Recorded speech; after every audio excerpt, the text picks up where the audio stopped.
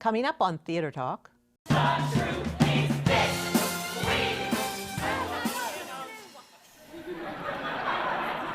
and gentlemen, it was at this point in our story that Charles Dickens laid down his pen forever. Theater Talk is made possible in part by the CUNY TV Foundation.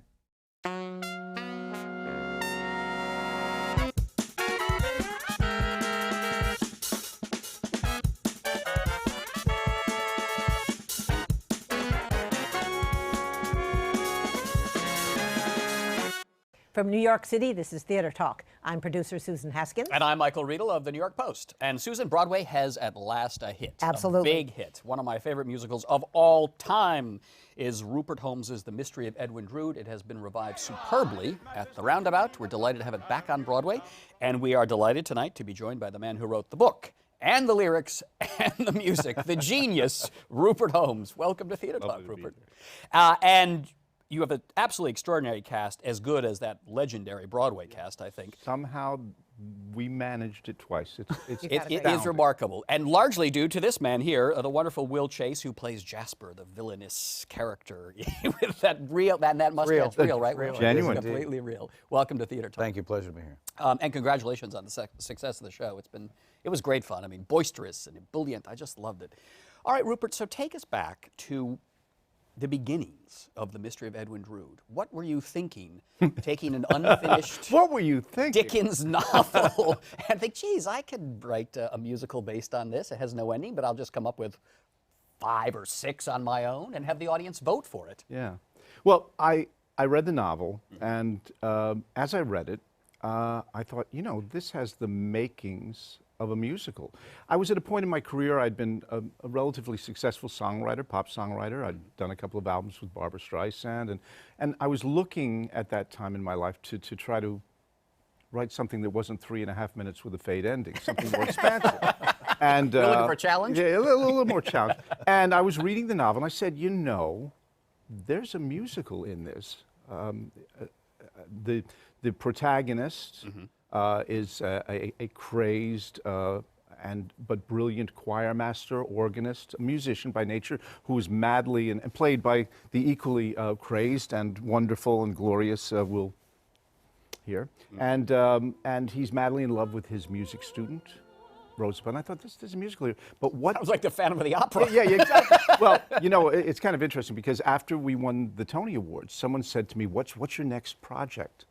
And I said, well, I've always believed, completely sincerely, I said, I've always believed there's a remarkable musical that could be made from Gaston Leroux's wonderful novella, The Phantom of the Opera. They said it opens in London next week. How'd I do? Swear to God. Anyway, as I read the novel, I said, uh-oh, problem. Dickens died halfway through it. Did a little research. No one had any clue how it would end. And I thought, well, what would you do there? Would I say, well, I think if Charles Dickens had lived, Yes, that's how we'd I go a thought. little something like this. You know? But then I thought, within a day or two of actually seriously considering this, I thought, wait a second. I would be writing the dream of my life to write musical theater. I said, we've got an audience there. It's live. It's happening in real time.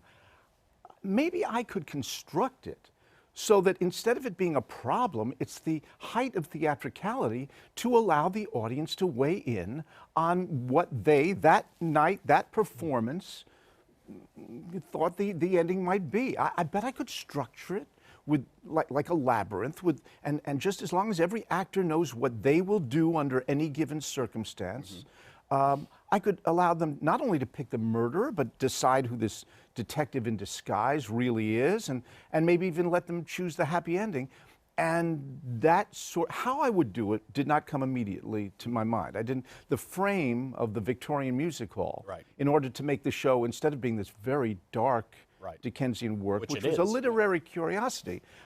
It wasn't like I was taking a beloved classic like Great Expectations or David Copperfield. This was relatively unknown at the time. How could I have wonderful theatrical fun with it? And then later came the notion of, no, I won't write it as Dickens. I'll create this music hall company. a little bit over-ambitious and definitely hammy as all hell. Oh, yes. And Hello, Will Chase. licensed Look to at me. steal. Licensed to steal. Yeah. And let them be putting on this story, which they believe is the most incredible thing they've ever done. And that way, when we get to the moment where Charles Dickens ceased to write, Yes. the audience won't be stranded alone and without a companion. They'll have this wonderful company that they've been spending the first half of the show with to help them, guide them through the rest of it. Yeah. So that was basically It's how brilliant. it And, you know, I would argue that The Mystery of Edwin Drood, the musical, put the novel back on the map. I think it was the Dickens novel that fell off the table. And when I remember listening to the cast album, because the original was a fabulous cast album. I want to talk to you about that in a minute. But I went right out and I bought a book I'd never heard of called The Mystery of Edwin Drood. Yeah. First of all, it's wonderful to see high schools putting on the show and that they all have their copy of Edwin Drood. And I think there's no way on earth they would have ever read this book, ever. Then I have the fun of saying, oh, by the way, your character's not in there. Because I took some liberties. Now, Will, did you, like me, grow up? Did you listen to this score Constantly. as a kid? Yeah, I mean, it's one of those cast albums that if At you the love end of high musical school, theater, college for me, I listened to this. We were talking about. I think I was listening to March of the Falsettos. That at the same time, I thought if that's what Broadway is, that's really cool. And you're so young. And thank you. just listening to Sigmund Romberg. But listening to that original, you know, there's so much you don't know still just listening to the thing. Yes, and, yes. and there's a moment on the CD when George says, and now at the moment, this is the moment when your CD you can change. And like, what, really? Okay, I can push which murder I want? But listening to Howard McGowan sing that stuff, Yes, you know, Howard. I thought if I could have a voice like that, you know. And I was a percussionist at Oberlin. I wasn't even a singer, but I had kind of, you know, steered that way a little bit. And I thought, man, if I could sing like that, and just Jasper's stuff, man, could go quite mad. And his confession, I thought, man, that's great big sound. And I absolutely fell in love with it. So, Rupert, you have a wonderful production directed by Scott Ellis. Brilliant Just production. brilliant production. But I want to go back to the 1985 production of the Public Theater. Sure. And your original director, Wilfrid Leach, who also won a Tony Award for this, and an amazing, brilliant man. Was my theater teacher. So, what was his contribution to the piece? You were saying that he was your teacher. He was my teacher, Well, yes. he was my teacher as well. Yes, yes. And what was wonderful about Wilfrid was that this was the first thing I'd ever written for theater. And I didn't even know how long a musical play, how long the script should be, you know. I know that when there was a day where I stood in Joe Papp's office. Yeah, because it was done at the Public Theater. Yeah. Joe Papp took the phone off the hook, and I performed the entire musical alone, just with accompaniment on cassette tapes that I'd made, and performed the whole thing. And that took about 3 hours and 15 minutes. and I volunteered to cut a number. How gracious of you. Oh, so generous. But Wilfrid was amazing. First of all, he was just amazing to begin with. So creative and so warm-hearted, as was Graziella Daniele, who was the choreographer. And instead of saying, all right, young man, just if, you know, we've sort of done this before, so you might want to sit over there and, you know, we'll love to see you on opening night. I would come in with, I would write something that I didn't know you don't do. It's like writing 3 production numbers in a row without any time to change costumes, or for example, writing Jasper on stage for almost all of Act 1 and not giving him a chance to get a glass of water or make an emergency visit to the bathroom, right? Yeah. So no practicality. Yeah, well, some, but I just didn't understand a lot of the mechanics, which I now know. But what was wonderful was, instead of it being, well, you can't do that, he used to say, well, let's see how we would do that. And part of what makes the show, the original show, and now realized so brilliantly by Scott Ellis, is that it contains a lot of stuff that's a little giddy and a little off-center, and like the conception of the piece itself. The moment that I thought of framing it as a Victorian music hall, I also thought, wait a second. Edwin Drood is the epitome of what we call principal boy, of that role played by women in Victorian England, thigh slapping. Oh yes, I'm Aladdin, and I've come here to always boisterous and optimistic, and hello boys and girls and all like that. And I said we could have a woman do that, and that would mean that her first number in the show, where she vows what a brother she is to John Jasper, is two kinsmen more than brothers, sung by a baritone and a soprano. You know, and then I thought, and the love duet, Perfect Strangers, between Rosa and Edwin, can be for two sopranos as well. No one's ever written a love duet for two sopranos, at least at that time. Right. So Wilford just embraced all of that. He sort of, he was as giddy as I was trying to. Well, the thing I remember about him is that he would try everything, and that to sit in a rehearsal with him, he would just say, no, let's try this, and just push it, and which was just the way you have to do. And a great loss, because he died of AIDS right at the height of the AIDS epidemic. He was actually, we were in rehearsals of the West End production of The Mystery of Edwin Drood, and he had to leave. And I remember him crying for the actors that they would not have a leader, that he was leaving them alone. It was just a terrible loss to theater, and we were going to have a lot more fun too. I was looking forward to the other shows we would work on together. Well, let me ask you, what is it like to rehearse this show? Because how many endings do you have to? With the great Scott Ellis. How many endings do you have to learn? Well, to bring Scott back into it, you know, he was the same way in there. We didn't, beyond the endings, and I kind of have to stand there and be yelled at the endings, because a couple of them do it because they thought it was me. But Scott was great too, because this is a hard show to do. In the studio, it's just, you know, poor Jim Norton speaking to a wall the whole time. They're like, poor guy. And then finally you get to an audience, they're like, oh, they're people. But learning the show, because what Rupert's done brilliantly in the show too is beyond the music hall thing, with this meta-theatrical thing, he also allows the audience to get lost in the real story. Mm-hmm. We kept calling it, is this music? You know, you go, Scott, is this music hall or is this the Dickens story? Yeah. Because like Moonfall, for example, and the Moonfall reprise and some other moments are real. I think Perfect Strangers is it Perfect Strangers? Perfect Strangers. Your duet, the is another moment that you actually get lost in the story. Right. And it's real. Like we have a moment where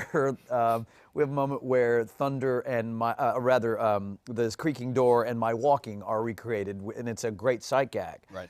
So that's meta-theatrical. Then we have moments in the show where there's real thunder because we're really in the story. And so that's a great thing. So the hard part in the studio was, is this real? Is this Clive Paget, who's my guy, who plays my guy? The actor playing Jasper. Yeah. Is this too broad? You know, we'd spend a week playing it real. Like real, all of it. I spent a week playing every scene real, and then we're like, okay, now we can make it broad. Then you spend a week playing everything broad, and you're like, okay, it's too much. It's very hard to play a sort of second-rate hammy actor.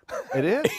But that's what the troupe is. These are not, top-of-the-line people. They're like a sort of noises off kind of. But the wonderful, as in my TV series Remember When. Yes. What I always would point out is the actors are very funny, but they don't always know they're funny. Yes. Right. They think what they're doing is splendid. They're doing serious Dickens. I'll show you acting. Hand me my saw. You know, I'm just so. You set that up right away in your first song. Well. Oh yeah. Yeah. You know. Well, the and he's hammy the one actor though. He's the one that kept, this first gesture, because I'd come in as Clive in rehearsals, and I'd do it, and I'd plop down on the chair and start another trifling day, and Rupert said, You've got to, and all of a sudden, just like that, Light switch. like you're like, you're like, oh, I get it. But it helps guide the audience too, because when he does that, there's a wonderful laugh as they say, Right. "Oh, this is what's going to be going on." I see. And you got to set that up very quickly, because the audience has to know the world that you're taking them into. Right? Absolutely. It's so fun. Yeah. You getting comments on the street with that mustache of yours that we know is not real? Oh yeah, a woman. I get it on the street, of course, and my kids are really freaked out by it. But they're used to me having, is it bleached? Is it rent? Is it, But a woman the other night in the audience from across the way, she was a lovely woman, probably 85, 90, and she says, I like your mustache. And I said, well, thank you so much. Thank you so much. And she says, is it real? She said, it's not real. I said, oh, yes, it's quite real. It's quite real. Let me see. So she started yanking on it. She had mascara on her hands, but it was real. When you Rupert, over the years that this show was done on Broadway and now the revival, who gets voted most often to be the murderer? You know, it really, I can't, I'm not being evasive. I can't give you a definitive answer because it changes. And by the way, theater is like this, as you know. Yeah. You know, you can have a joke that lands for 3 months. One day it goes away. And then you strive valiantly to figure out what am I doing that I wasn't doing before. Sometimes it's because a prop got moved there, or they changed your shirt and it's not as red as it used to be. It can be that. And in just that same way, you know, if you go to Monte Carlo, they'll give you the run of the roulette wheel for that evening so that you can see the tendencies of the roulette wheel and you can say, oh, well, odd numbers have been coming up a lot. So you'll have patches where for 2 months there will be 1 or 2 people who get favored a lot. When in our original run, suddenly Helena Landless was getting it almost every night, and we said, what's going on? Because this is unusual. And we watched very carefully, and we saw that during the No Good Can Come From Bad, during the Jasper's dinner scene, she was taking the carving knife and slipping it up her sleeve and making sure that the audience saw that. She would make it glint off and we weren't looking there because the action's over there, but she's making it shine. She just decided to do this on her own? Because she hadn't been called, and all of a sudden she's getting voted a lot. And then at one point, one of the performers, I'm not going to say gender here, they went a little mad themselves. I mean, in real life. They I have a feeling I know who you may be talking and somehow, So, yes, we even do. though they were just a little insane, the audience picked up on this, and they were consistently murder every night. Wow. The period that they were just a little. So I should have a nervous breakdown. I know. What do you now? I got to ask you. What are you going to do to try to? Because I always think the cards are a little stacked against you because Jim Norton says I mean, he's the villain. He couldn't obviously be the villain. So you're going to have to come up with something. Yeah, you know, I don't know. I mean, I think it's because I'm so obvious. But It's you know, tough. I'm trying. Yeah, but he gets. I'm flirting with half the audience before the show. I get out there at quarter of. I get out there at quarter of, go to the box office, help people out of cabs. I really do. At the end of the play, you also vote the lovers. Who will the lovers Right, be? yeah. And I have to say that the night I saw it, I felt that my audience was voting for the most perversely crazy lovers that they could, you know, the most inane couple. Would get be that. Cheetah Rivera and the often- little boy. Yeah. That's not the Well, I most wasn't perverse going to thing. give it away. What's the most that's not the perverse? most perverse? Oh, Brother and that- sister. Oh, And we've gotten it. Oh yeah, We've gotten it. Yeah. But that's his point about the audience is doing different things. Some are rowdy and raucous. Yes. You know, on matinees where it's a generally older audience, I do get a lot of votes because to be a lover. He's the bad guy. No, obviously it's so I'll vote for him. Of course it's Whereas him. you get other audiences say he's obviously so the last thing I'll do is vote for him. Oh yeah, but the He's lovers come- are very interesting. Yeah, the lovers are very. that would- But you know what we learn about theater, what everyone knows about theater is an audience is an organism that is newly born at every performance.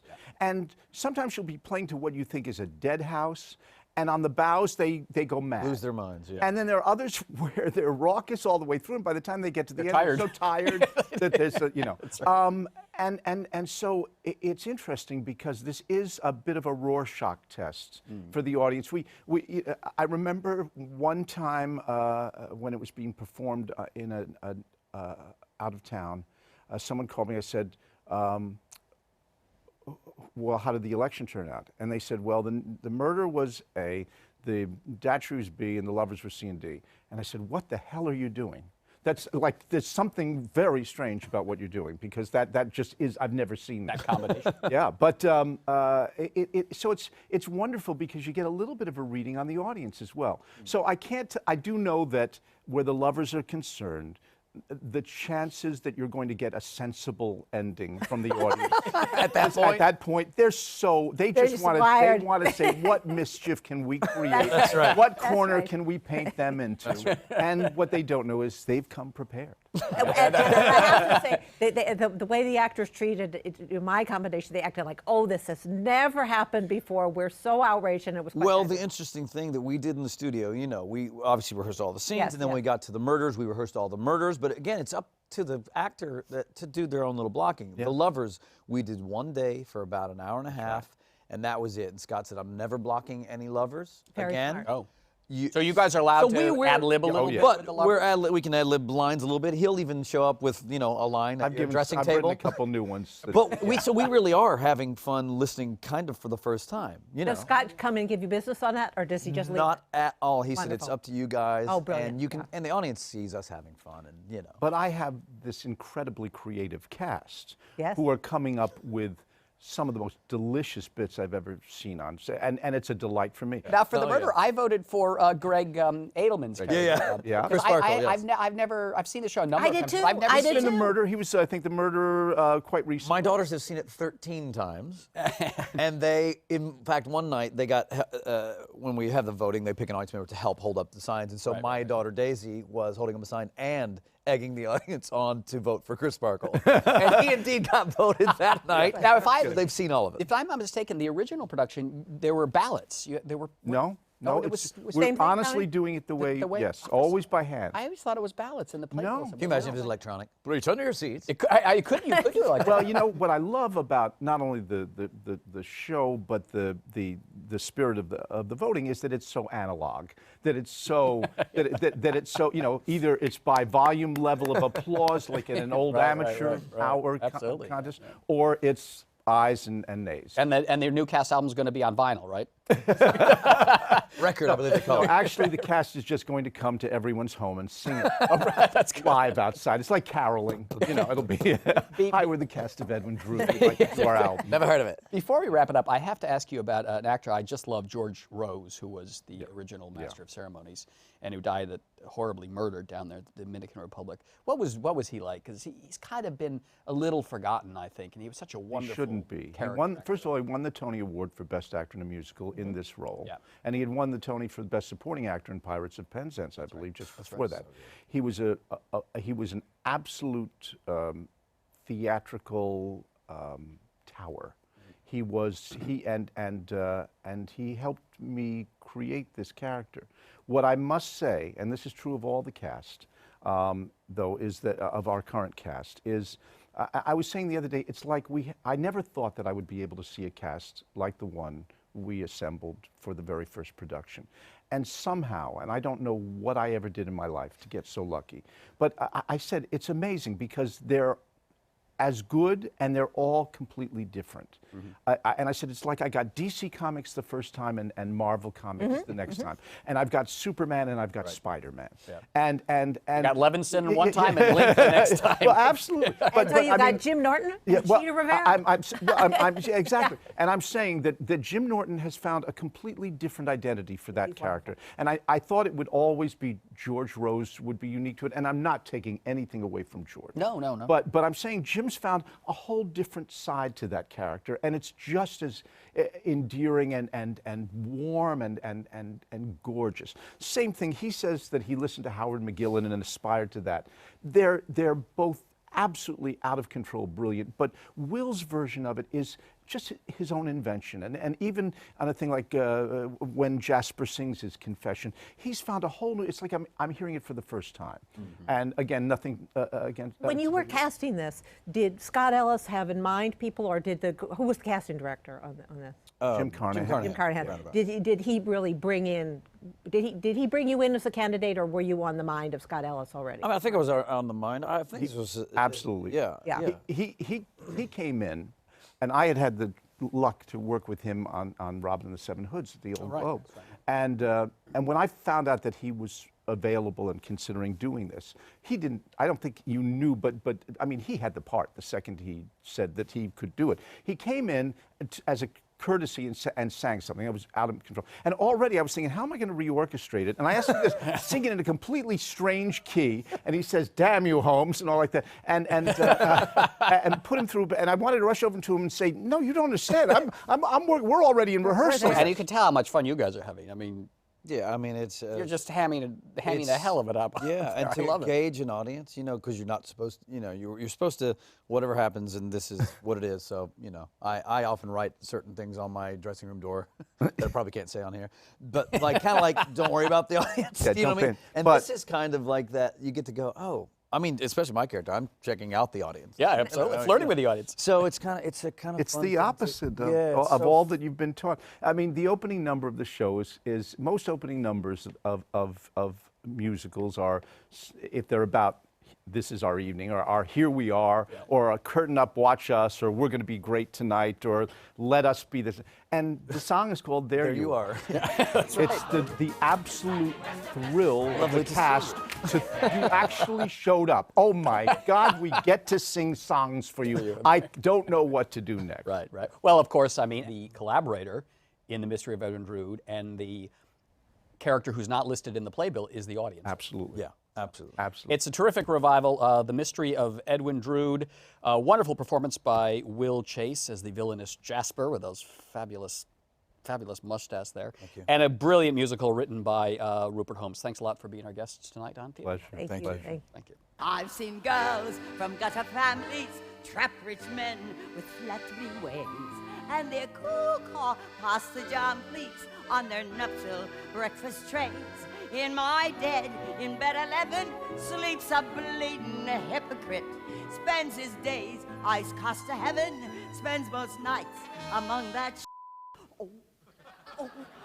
that just popped right out. I am so sorry. That will never, ever happen again. Thank you very much. Now, where was I? Oh, yeah. That's why I say, don't take half measures, do things right, and dig right in. In this world, there's greater treasures than the wages of sin. Our thanks to the Friends of Theater Talk for their significant contribution to this production. Theater Talk is made possible in part by the Frederick Lowe Foundation, the Eleanor Naylor Dana Charitable Trust, the Alan S. Gordon Foundation, the Corey and Bob Donnelly Charitable Fund, Carrie J. Fries, the Dorothy Strelson Foundation, the New York City Department of Cultural Affairs, and the New York State Council on the Arts, a state agency.